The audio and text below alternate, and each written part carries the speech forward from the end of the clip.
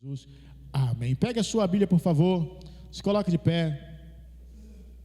Vamos fazer a nossa declaração. Vamos lá?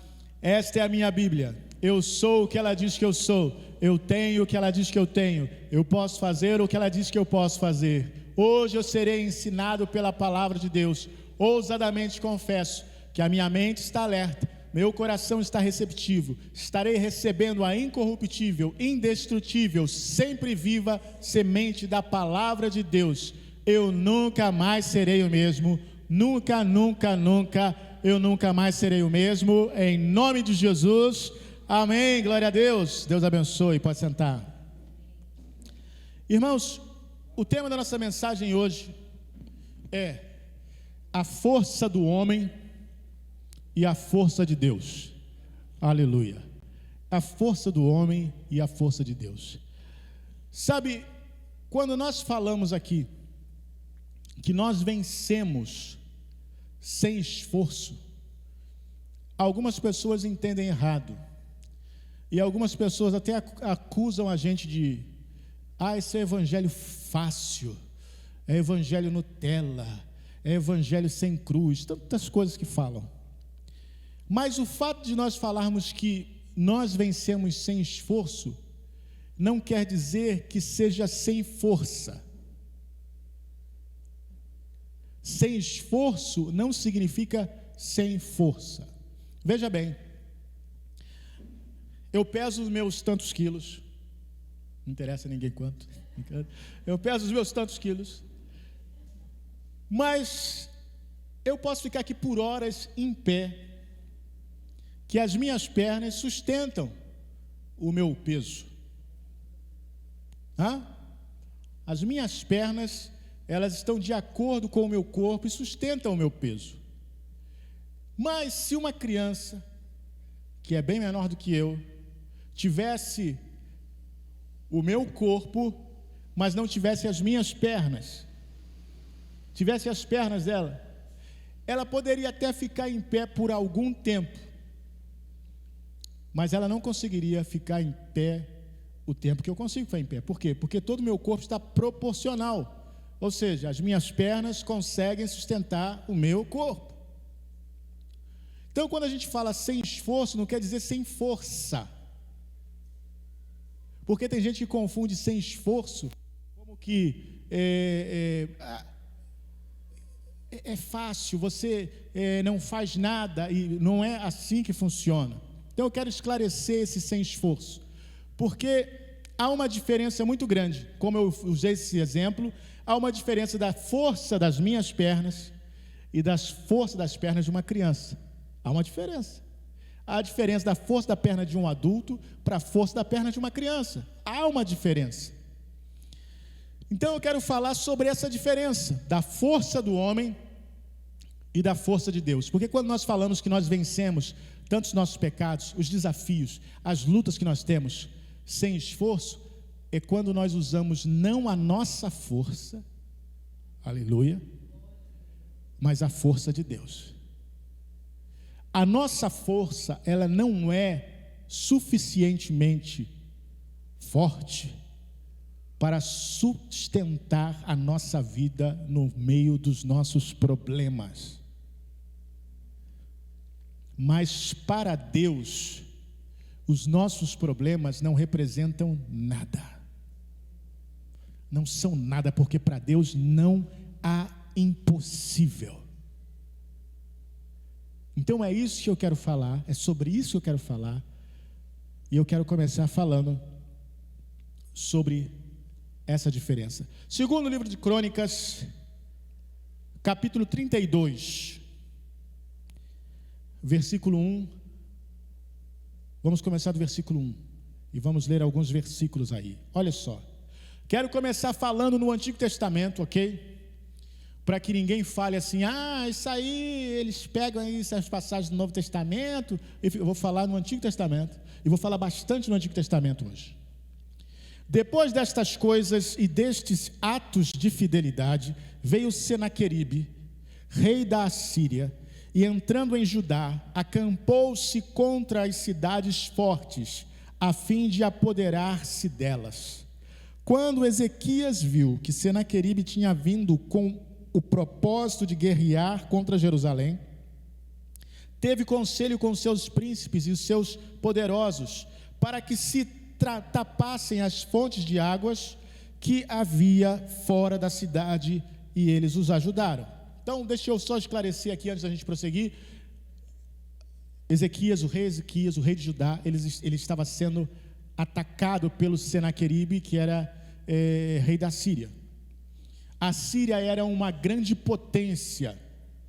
A Síria era uma grande potência naquela época, e temida por todos os povos, porque já tinha conquistado vários povos, e agora estava indo contra Ezequias. Versículo 4: assim muito povo se ajuntou e tapou todas as fontes, como também o ribeiro que corria pelo meio da terra, dizendo: por que viriam os reis da Síria e achariam tantas águas? Ezequias, cobrando ânimo, edificou todo o muro que estava demolido, levantou torres sobre ele, fez outro muro por fora, fortificou a Milo na cidade de Davi e fez armas e escudos em abundância. Veja bem, Ezequias fez todo o seu trabalho. Eu creio que esse trabalho aqui ele deveria ter feito antes, mas agora que veio a crise, agora que veio a invasão, então ele se prontificou a fazer todas as obras que tinha que fazer num período só, né? Ele edificou muros, ele levantou torres, ele fez tudo o que tinha que fazer para tentar impedir a invasão.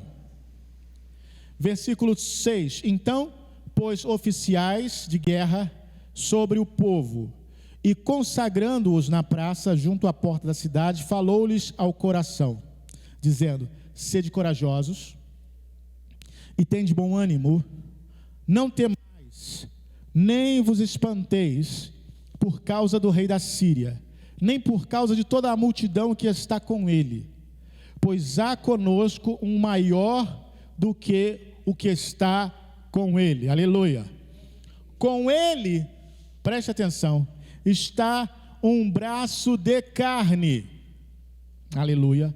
Mas conosco o Senhor nosso Deus, para nos ajudar e para guerrear por nós. E o povo descansou nas palavras de Ezequias, rei de Judá. Primeira coisa que eu quero te falar é que há uma diferença do braço de carne e do Senhor. Ezequias colocou essa diferença aqui. A Síria é grande, a Síria tem uma multidão que vem com eles, mas com ele é o braço de carne, é a força do homem, é aquilo que o homem pode fazer, mas conosco, aleluia, está o Senhor nosso Deus. Vocês estão entendendo, irmãos? Há uma diferença muito grande de você lutar na sua própria força e você lutar na força que vem de Deus. Ezequias, humanamente falando, estava em desvantagem. Humanamente falando, eles eram menores. Humanamente falando, eles eram mais fracos. Mas, olhando para o Senhor, com o Senhor nós somos sempre maioria. Com o Senhor nós nunca somos mais fracos. Com o Senhor nós estamos do lado dos vencedores. Aleluia. E ele falou isso para o povo, falou: olha só, aqui tem um mistério. O texto diz que o povo fez o quê?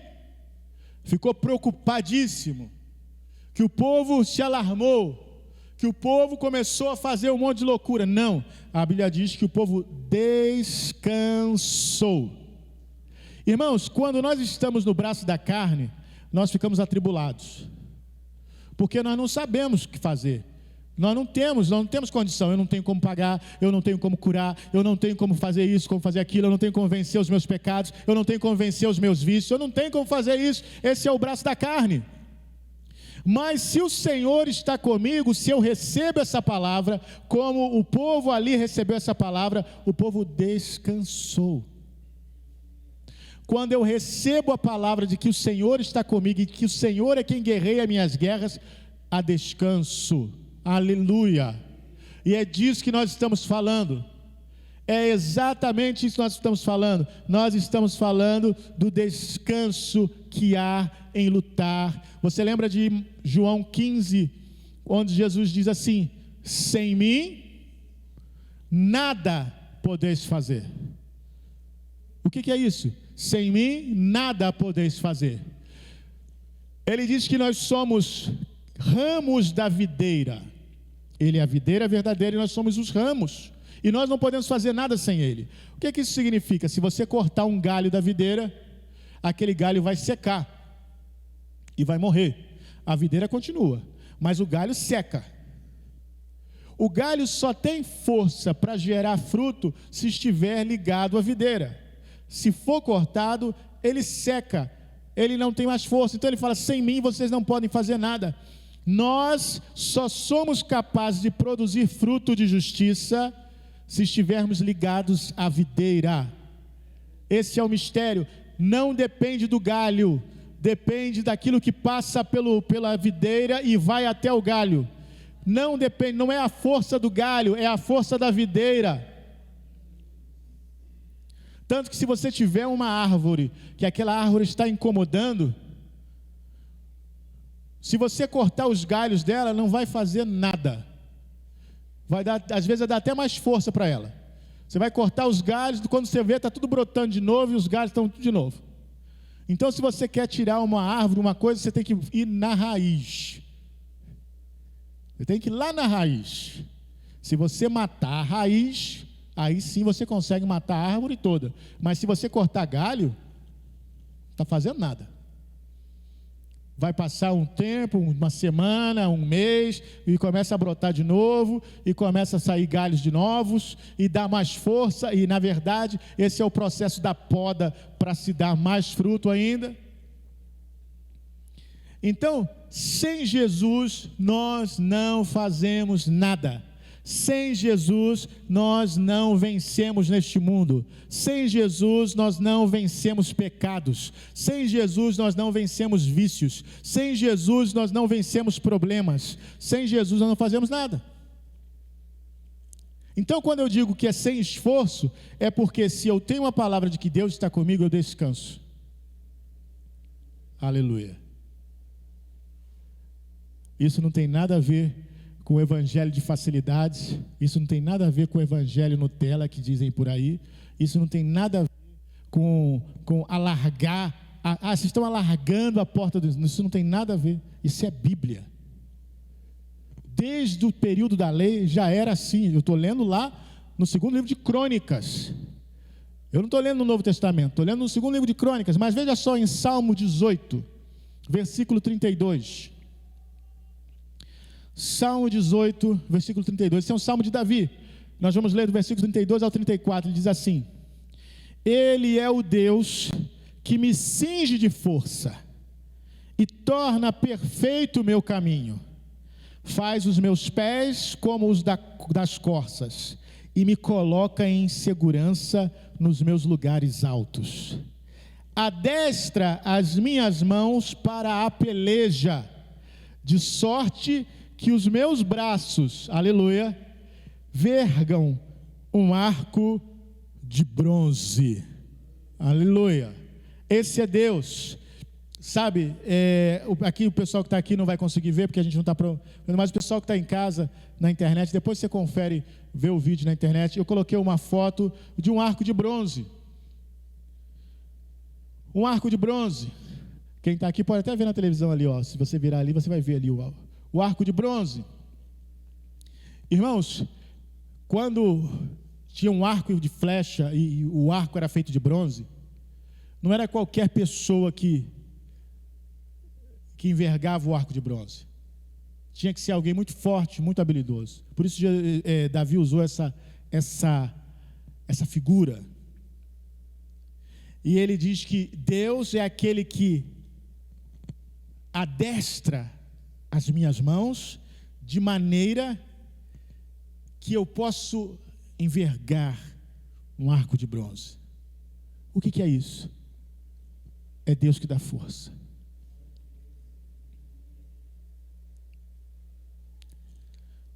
Se qualquer um de nós, não sei se alguém aqui corre maratona. Eu não corro. Mas se qualquer um de nós for dito assim, olha, você tem que sair correndo daqui, você tem que ir correndo até o tiro de guerra. Não pode parar de correr, tem que ir correndo. Você fala, ih, pastor, não dá não. Eu vou correr daqui até no poste ali, já vou ficar assim. Eu não consigo sair correndo daqui até o tiro de guerra não, pastor. Não tem condição. Mas se você pegar uma pessoa que está acostumada a correr, que corre 10 quilômetros, 15 quilômetros, 40 quilômetros, ele vai falar, isso é moleza. Você quer que eu dê quantas voltas daqui até lá? Quantas voltas você quer que eu dê? O que é isso, irmãos? Isso é você correr na sua força. A outra é você correr na força de um maratonista. Não tem comparação. Então, quando nós falamos aqui de estar lutando na nossa força, é uma coisa, lutando na força que Deus dá. Davi reconhecia isso. Davi falou, olha, é Ele que me cinge de força. Esse cingir de força, você sabe que cingir é o ato de colocar cinto, né? Isso é cingir. E o cinto sustenta a calça agora. Mas esse cinto no passado, ele sustentava a roupa toda, assim como sustenta a calça. Então, o cinto da sustentação, essa cinta, e tem as cintas também que as pessoas usam, né, com problema de coluna, usam a cinta para proteger aqui as costas, essa cinta da sustentação. Tendo sustentação, você tem força. Pessoas que têm problema de coluna sabem o que eu estou falando. Né? A dor nas costas, o problema tira suas forças. Então, às vezes, se você apoia aqui, você tem força para levantar, você tem força para fazer as coisas. É isso que Davi está falando. É o Senhor que cinge de força e torna o meu caminho perfeito. Tem muita gente querendo fazer na sua própria força e querendo, para fazer o nosso caminho perfeito, a gente tem que se esforçar. Não, querido, se você for na sua força, você vai dar com os burros na água, quando diz aí fora. Você vai se dar mal. Porque nós não temos força suficiente. Mas se nós formos na força que o Senhor dá, aí nós temos mais do que suficiente. Nós temos mais do que suficiente. Olha só, lá em Zacarias 4:6, a palavra nos revela algo importante sobre essa questão de força. Por que eu estou falando tanto isso, irmãos? Porque, infelizmente, existem pessoas que acreditam que eles conseguem vencer o pecado e ainda pregam para os outros, você tem que se esforçar. Mas eles não dizem para você, olha, é na força que Deus dá, não é na sua própria força. Porque se você for na sua própria força, você vai falhar. É na força que Deus dá. Zacarias 4:6 diz assim, ele me respondeu dizendo, esta é a palavra do Senhor a Zorobabel. Lembra desse texto? Nosso projeto Zorobabel, dizendo, não por força, nem por poder, mas pelo meu Espírito, diz o Senhor dos Exércitos. Aleluia, nós não vencemos pela nossa própria força, nem pelo nosso próprio poder, mas pelo Espírito de Deus. É pelo Espírito, diz o Senhor. A nova aliança tem tudo a ver, é o ministério da fé. Amém? A lei era o ministério da morte. A Bíblia fala que a lei, ela veio e trouxe morte. Por quê? Porque a lei funciona como um espelho. A lei não aperfeiçoa ninguém. A lei é como um espelho. Se você olha para o espelho, você vê lá seu rosto. E o seu rosto está de um jeito, você não gostou muito como está seu rosto. Deixa eu lhe perguntar uma coisa. Esfregar o espelho na cara, muda o seu rosto? Só se ele tiver quebrado e ele cortar a sua cara, mas esfregar o espelho no rosto não melhora o seu rosto. Então não adianta esfregar a lei na cara, porque ela não vai melhorar o seu pecado. A lei só vai mostrar o seu pecado. A lei vai mostrar onde você está errado. Isso é que a lei vai fazer. Mas ela não vai te consertar.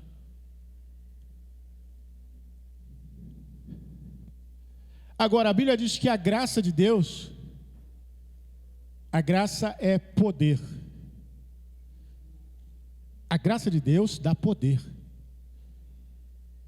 Poder para mudar aquilo que a lei mostra que está errado. É a graça de Deus. Mas nós não mudamos, irmãos, simplesmente na nossa força, não. Esse é o engano. Esse é o engano em que muita gente cai. Nós mudamos na força que Deus dá. Olha só, Ezequiel 36, 26, 27. Eu estou falando, estou mostrando a palavra. E ainda estou no Antigo Testamento, para que ninguém fique com dúvida.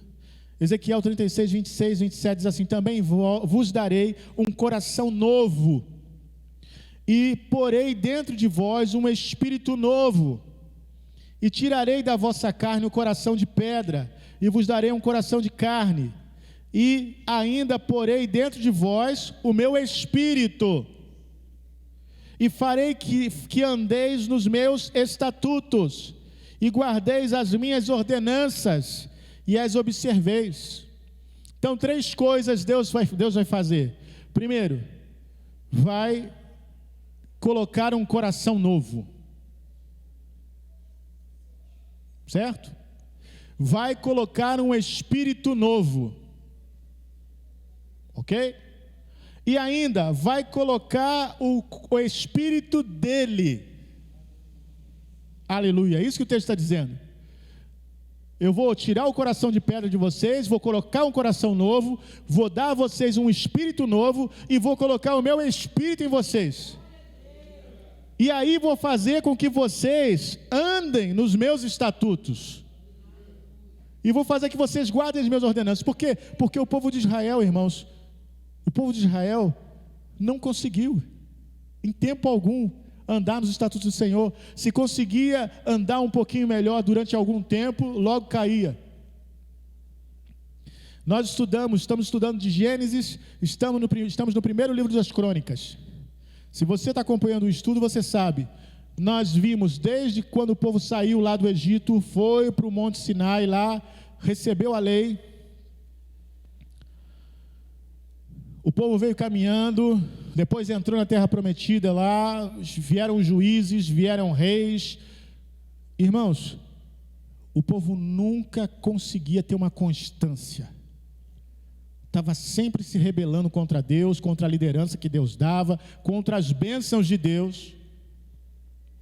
O povo estava sempre se rebelando. Eu falei isso aqui na classe que nós tivemos antes, aqui na classe de escola dominical, falei no estudo, vou falar de novo. Tem gente que fala assim: poxa, mas Deus podia ter poupado o povo, por que Deus fez isso? Esse Deus de vocês é estranho. Leia a Bíblia, você vai ver que Deus não esperou um dia, um mês, não. Passaram anos, passaram séculos, e Deus suportando o pecado do povo, mandando seus servos profetas, como diz lá: olha, eu mandei os meus profetas madrugando e falando com vocês, e vocês não quiseram. Anos e anos, subiu o rei, desceu o rei, morreu o rei, nasceu o rei, passou liderança, e o povo não se consertava, até que Deus enviou para o cativeiro. Deus é longânimo, Ele não quer que ninguém se perca. O que marca a personalidade de Deus é a misericórdia, não a ira. Salmo 136 diz: louvai ao Senhor porque Ele é bom, porque a sua misericórdia dura para sempre. Cada versículo repete isso: porque Ele é bom, porque a sua misericórdia dura para sempre, porque a sua misericórdia dura para sempre. Não é a sua ira que dura para sempre, não. A Bíblia fala que a sua ira dura só um instante, aleluia, mas a sua misericórdia dura para sempre, aleluia. Esse é o nosso Deus. Então Deus está dizendo aqui: olha, o fato de vocês conseguirem andar na minha presença como eu quero, tem que ser um ato meu, porque se partir de vocês, vocês não conseguem. Então, para isso, eu vou dar um coração novo a vocês, vou dar um espírito novo a vocês, vou colocar o meu espírito em vocês, e aí vocês vão conseguir fazer aquilo que eu quero. Aleluia. É ou não é Deus? Se alguém se levanta contra isso, irmãos, não conhece a Bíblia. Porque a Bíblia está repleta disso. Olha só, Filipenses 2, 12 e 13. Diz assim: de sorte que, meus amados, do modo como sempre obedecestes, não como na minha presença somente, mas muito mais agora na minha ausência, efetuai a vossa salvação com temor e tremor, porque Deus é o que opera em vós, tanto o querer como o efetuar, segundo a sua boa vontade. Eu vejo algumas pessoas falando assim, a gente fala assim: olha, você vai vencer os seus pecados, os seus problemas sem esforço. Aí a pessoa fala assim: ah, mas tem que querer, né? Já viu alguém comentar isso? Ah, mas tem que querer, né? Deixa eu lhe explicar uma coisa. O nosso querer para as coisas de Deus não é nosso. Até o nosso querer. Aqui o texto está dizendo que Deus é quem gera em nós o querer. Porque se for depender da nossa carne, nem querer a gente vai querer. O fato de você receber Jesus foi o Espírito Santo que tocou no seu coração para você querer. Porque senão você não ia querer. Tudo, desde a primeira vontade, isso foi Deus. Sempre foi Deus. Ele operou o querer, Ele operou o efetuar. Ele é que faz.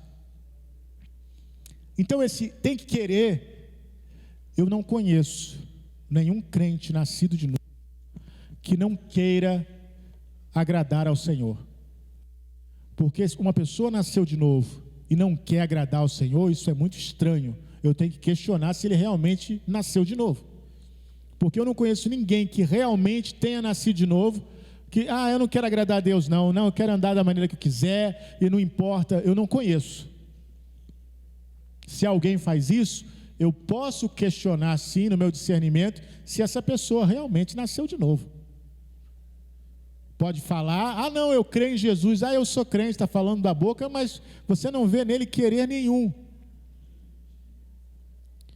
E hoje em dia tem muita gente que tem aderido ao Evangelho, diz que mas você não vê mudança nenhuma nele. Por que não vê mudança nenhuma nele? Porque, infelizmente, eu sei que tem muita gente que diz: a gente não pode julgar, mas você vê que é da boca para fora. Você sabe que eu lembro na minha época de escola, ensino fundamental, né, no antigo primário, eu tinha lá os meus coleguinhas na escola. Hoje eu sei que aquelas meninas que tinham um saião assim grande eram crentes, porque tinha umas que puxavam a saia para cima, mas tinha umas que andavam com aquele saião e a gente nem imaginava, não sabia. Hoje eu sei que elas eram crentes, mas era muito difícil, irmãos, você reconhecer um crente. O crente era uma coisa assim meio separada. Não tinha esse monte de igreja que tem, era muito difícil você ver assim um crente. Eu estou falando de 40 anos atrás, irmãos. Mas hoje tem igreja para tudo quanto é lado. Hoje, na fama aí, né? É jogador de futebol. Eu sou crente agora. É cantor do mundo aí. Eu sou crente agora. É ator. Eu sou crente agora. Aí a pessoa fala: gente, não pode julgar, mas não apresenta nenhuma mudança e nenhum desejo de mudar. Aí alguém vai dizer assim: mas você não sabe da vida dele. Sabe o que o Espírito Santo gera em nós? Ele gera em nós o desejo de não envergonhar o nome de Jesus. É isso que ele gera em nós, o desejo de não envergonhar o nome de Jesus. E como é que eu posso envergonhar o nome de Jesus? Fazendo qualquer coisa que possa atrapalhar outra pessoa de crer em Jesus por minha causa. É assim que eu posso envergonhar o nome de Jesus. Ah, mas ninguém tem nada a ver com a minha vida. Deixa eu lhe explicar uma coisa. Se você entregou a Cristo a sua vida, você não é mais seu. Você é de Jesus. Então agora acabou esse negócio de que ninguém tem nada a ver com a minha vida. Porque você é luz do mundo e sal da terra. Então não tem mais isso. Ah, eu faço o que eu quero, ninguém se mete na minha vida. Se você quer viver assim, então não diga que você é de Jesus. Viva e faça o que você quiser da sua vida. Porque aqueles que são de Jesus, eles precisam trazer glória para o nome do Senhor. E não vergonha. Então tem gente aí dizendo que é de Jesus, que é de Jesus, que é de Jesus. Quem somos nós para julgar? Mas nós vemos que eles não trazem glória para o nome de Deus, muito pelo contrário, trazem escândalo. Cada vez está envolvido numa coisa, envolvido no outra, faz umas fotos questionáveis. O pessoal fala, mas poxa, mas isso aí é crente? Como é que pode isso aí? Aí o que você mais ouve é, por isso que eu não sou crente, olha só, esse aí. Mas o fato da pessoa falar que vai à igreja, eu me lembro, bastante tempo atrás, aconteciam situações, irmãos, vocês não têm noção. Lá em casa era como se fosse o disque denúncia. Eu estava muito bem em casa, daqui a pouco tocava o telefone. Brim! Aí eu atendi, alô? É o pastor? Eu falei, sim, é o pastor. Pastor, o senhor não me conhece não. Mas eu também não quero falar meu nome não. Quando falava isso, eu já falava, não vem com alguma coisa. Porque o senhor sabe o que está fazendo os membros da sua igreja. Eu falei assim, meu Deus, não sei não, meu. Tem quase 1000 cabeças, eu não sei o que cada um está fazendo, eu não tenho como saber. Só Deus sabe o que cada um está fazendo, eu não tenho como saber. Ah, porque fulano está fazendo isso, fazendo aquilo, fazendo aquilo, fazendo aquilo outro, fazendo aquilo outro, blá, blá, blá, blá. Muitas vezes, irmãos, que isso acontecia, a pessoa nem da igreja era. Uma vez uma moça entrou em contato comigo e falou tanta coisa, que o marido era isso, que o marido era aquilo, que o marido estava traindo, que o marido estava fazendo aquilo, que o marido fazendo o outro, que o marido não sei o que o marido ia da sua igreja. Eu fiquei falando, mas quem é? E ela não me dizia o nome, mas quem é essa pessoa?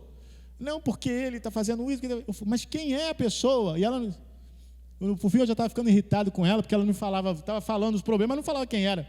Eu falei, mas quem é essa pessoa que está fazendo isso? Aí eu falei, olha, eu estou achando que a senhora está mentindo. E a mulher ficou, hã?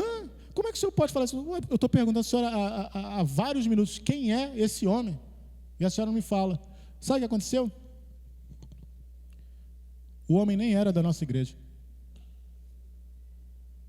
Era a igreja errada.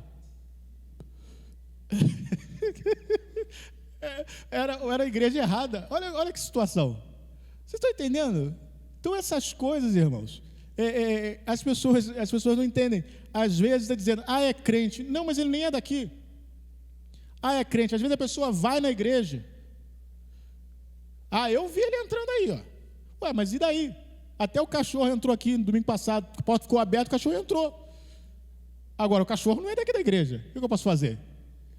Não é verdade? Uma vez uma pessoa chegou para mim e falou assim, pastor, faz muitos anos, a gente tem que tomar cuidado. Eu falei, o que está acontecendo? Olha, tem uma menina que sai de casa, diz para a mãe que vai para a igreja, mas quando ela chega aqui na porta da igreja, vem um carro, ela entra no carro e vai embora. Eu falei, mas o que eu tenho a ver com isso? O que eu posso fazer? A pessoa nem da igreja sai de casa, diz que vai para a igreja e não vai. A culpa é da igreja? Não, a igreja não tem nada a ver com isso. A culpa é da pessoa. Então, por essas coisas, mas os incrédulos dizem, olha aí os crentes.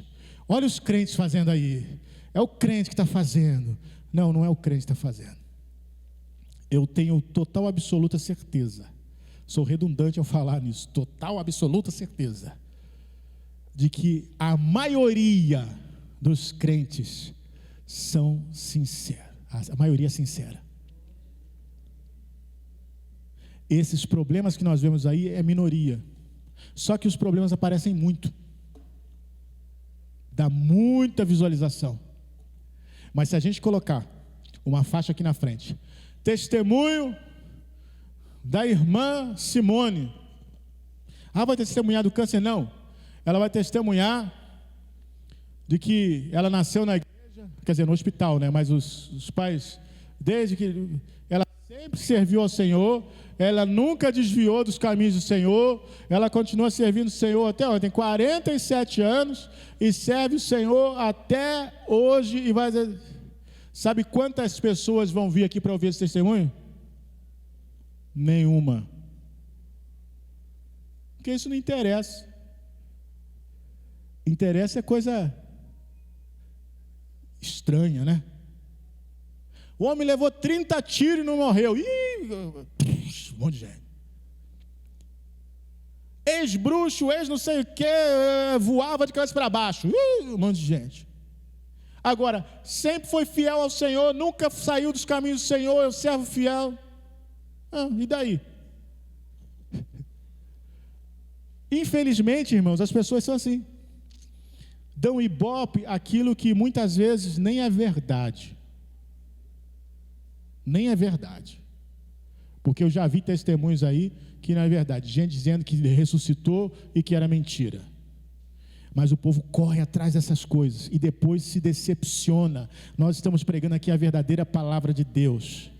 Mas muita gente não quer ouvir a verdadeira palavra de Deus. A Bíblia fala que nos últimos dias eles teriam coceira no ouvido para ouvir o quê? Doutrinas de demônios. Doutrinas de demônios. Se a nossa campanha de restituição não fosse uma campanha de palavra, se a nossa campanha de restituição fosse aqui uma campanha de reteté, uma campanha de que, olha, vai vir aqui um homem que ele já ressuscitou, sei lá quem, quantos, ia estar lotado, irmãos, lotado. Mas eis o que é mais poderoso do que qualquer homem dito homem de Deus, é a palavra de Deus. A palavra de Deus é viva e eficaz. A Bíblia diz que a oração de um justo é poderosa e eficaz. Então a sua oração é poderosa. Sabe qual é o problema? Nós não cremos. Nós cremos na oração daquele que diz lá, ó, poxa, é um grande homem de Deus, que faz curas e milagres. Mas aquele que cura e faz milagres, irmãos, está em você, vive em você. É Jesus Cristo, Ele está em você. O mesmo milagre é Ele que faz. Você não precisa de mais ninguém para receber o milagre, só precisa de Jesus. Você pode orar e o milagre acontecer. Você pode orar e o diabo vai ter que ir embora, porque você vai repreender em nome de Jesus. Você não precisa de ninguém para isso não. Eu sei que com essa mensagem, tem gente que fala assim, fica pregando isso aí que tu não vai ter ninguém na tua igreja. Prega isso aí que vai todo mundo embora. Como é que você vai dizer para o povo que eles não precisam de você? Não, tem que dizer, tem que trazer aqui, o pastor orar, que o pastor é que vai dar a bênção. Tem que dizer isso aí, senão, como é que não? O povo vai embora. Jesus, em determinado momento, pregou uma palavra. E na palavra que Jesus pregou, todo mundo foi embora. Ele pregou, eu sou o pão vivo que desceu do céu, aquele que comer da minha carne e beber do meu sangue, vai viver para sempre. Tem gente que falou, esse aí está maluco. Isso aí não dá para segurar não. Foi todo mundo embora, ficaram só os 12. Jesus perguntou para eles, vocês não querem ir embora também não?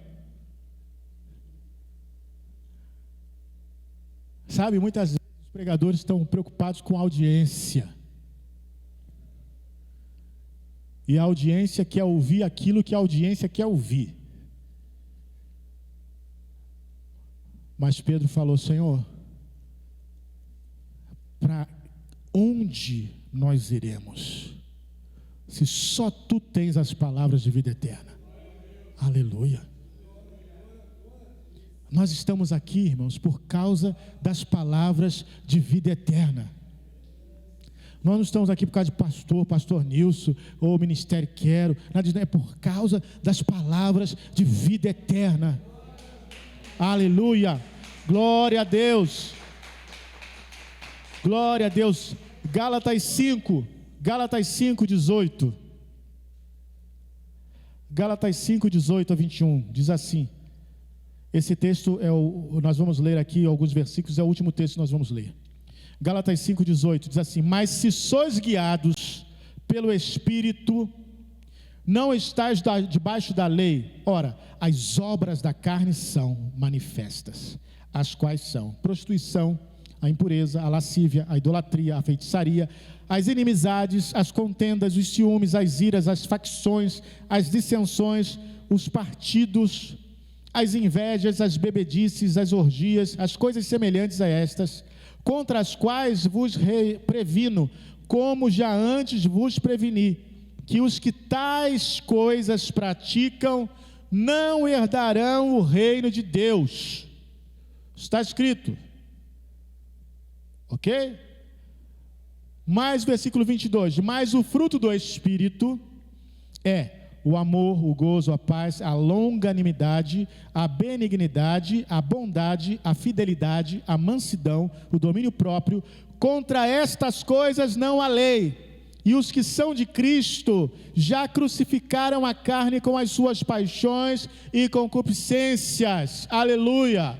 Essa é a nossa realidade, irmãos. Os que são de Cristo estão nesta realidade. É assim que nós vencemos. É o fruto do Espírito em nós. Aleluia, aleluia. Para aqueles que dizem, tem que querer, o querer é Deus quem faz. É Deus quem faz o querer em nós. Se nós queremos é porque Deus fez. E se nós temos força é porque é a força que Ele dá. Aleluia. Então eu digo, é sem esforço, mas não é sem força. Porque eu não preciso fazer esforço para ficar de pé, mas eu uso a minha força para ficar de pé.